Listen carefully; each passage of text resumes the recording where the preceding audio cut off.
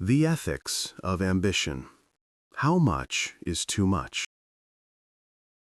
Ambition, that potent, often fiery desire to achieve, to reach higher, to do more, is frequently celebrated as the engine of human progress.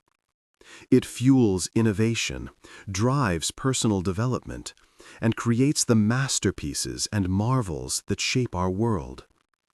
We are constantly encouraged to hustle, to lean in, and to never settle. But beneath the shiny veneer of success and relentless upward trajectory lies a complex ethical landscape. When does healthy, aspirational ambition cross the invisible line and morph into something less savory, something that costs us and others too much? To truly dissect this, we must first recognize that ambition, in its purest form, is morally neutral. It's the actions we take in its pursuit and the values we compromise along the way that imbue it with ethical weight. The core tension lies between self-realization and social responsibility. A great deal of our modern understanding of success, particularly in Western cultures, is rooted in a highly individualistic, zero-sum game mentality. This mindset often dictates that for one person to win, others must to some extent lose, or at least be relegated to the sidelines. The ethical crisis begins when ambition becomes untethered from a meaningful sense of purpose beyond the self. When the goal shifts from, "I want to achieve X to help Y," or "I want to build Z because it genuinely excites me," to merely, "I want to be more successful than everyone else," the moral compass starts to spin wildly. This is the difference between an architect driven by the desire to create sustainable, beautiful spaces, and an architect solely driven by the desire to have the most expensive, headline-grabbing commissions, regardless of the environmental or social cost. One of the most insidious ways overambition manifests is through the commodification of relationships.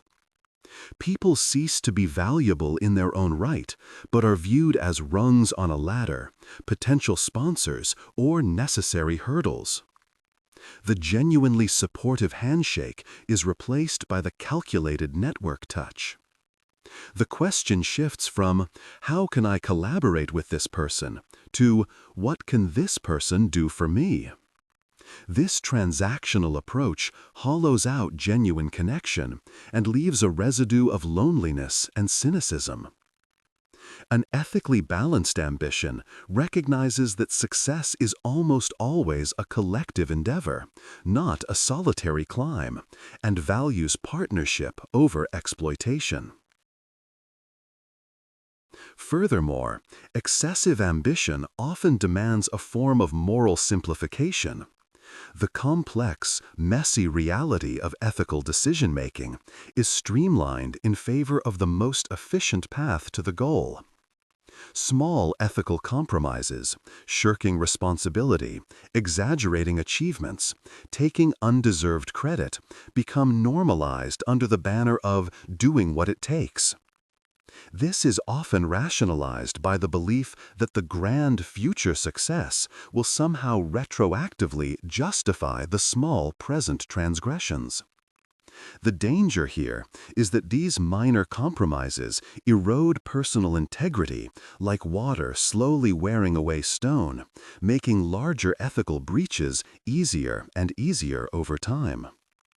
The individual pursuing their goal starts to believe their elevated status exempts them from the very rules that govern others. Perhaps the most overlooked ethical dimension is the concept of sustainable ambition. Ambition that is too much often means an ambition that is unsustainable for the individual's mental and physical health, and equally for the people in their orbit. The constant pressure to perform, to never switch off, and to relentlessly optimize every moment of life can lead to burnout, anxiety, and a profound lack of presence. Ethically, we have a responsibility to ourselves and to our communities to be well-rounded, healthy individuals. When the pursuit of career success systematically damages personal well-being, family relationships, or community engagement, the gain, however significant, is ethically questionable. A society full of high-achieving, yet perpetually exhausted and emotionally absent is not a healthy, thriving society. True success should be holistic, factoring in a life well lived, not just a career well won. So, how much is too much? The boundary is found not in the size of the dream, but in the methods of the execution and the compassion in the heart. Ambition becomes too much when 1. It requires the habitual sacrifice of personal integrity. 2. It systematically devalues or exploits other human beings. 3. It is pursued at the cost of genuine personal well-being and essential relationships. The greatest ambition, perhaps, should not be to reach the top of the existing ladder, but to build a better, sturdier, and more inclusive one for all. Thank you for diving into this deep discussion with us today. If this article sparked a thought or resonated with your own experiences, we'd love to hear your perspective. Drop a comment below and share your thoughts on where you draw the line for ambition. If you're keen on exploring more of these intricate topics and becoming part of a community that values thoughtful conversation, please consider subscribing. It truly helps us keep these discussions going. And if you found value in these ideas, a quick like is the best way to let us know. Let's keep thinking bigger, together.